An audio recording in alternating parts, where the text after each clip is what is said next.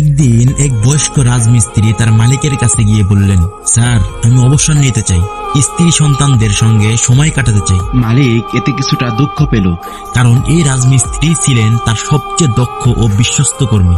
তবু তিনি বললেন, শেষ একটা অনুরোধ আছে, তুমি কি যাওয়ার আগে আর একটা মাত্র বাড়ি বানাবে?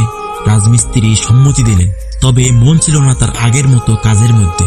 তিনি তাড়াতাড়ি কাজ করতে লাগলেন, সস্তা মালামাল, কম মনোযোগ, যা আগে কখনো করেনি। এই বাড়ি হলো তার জীবনের সবচেয়ে দুর্বল কাজ। বাড়ি শেষ হলে মালিক আসলেন, হাত বাড়িয়ে একটি চাবি দিলেন রাজমিস্ত্রির হাতে, বললেন, এই বাড়িটা তোমার জন্য উপহার, তোমার প্রতি আমার কৃতজ্ঞতার চিহ্ন। রাজমিস্ত্রি স্তব্ধ হয়ে গেলেন, মনে মনে ভাবলেন, যদি জানতাম আমি নিজের জন্যই এই বাড়ি বানাচ্ছি, তাহলে কি এমন অবহেলা করতাম? তাহলে তো এটাই হতো আমার জীবনের সবচেয়ে শ্রেষ্ঠ কাজ। প্রতিটি কাজ করুন এমন ভাবে যেন সেটাই আপনার জীবনের শেষ ও সবচেয়ে গুরুত্বপূর্ণ কাজ।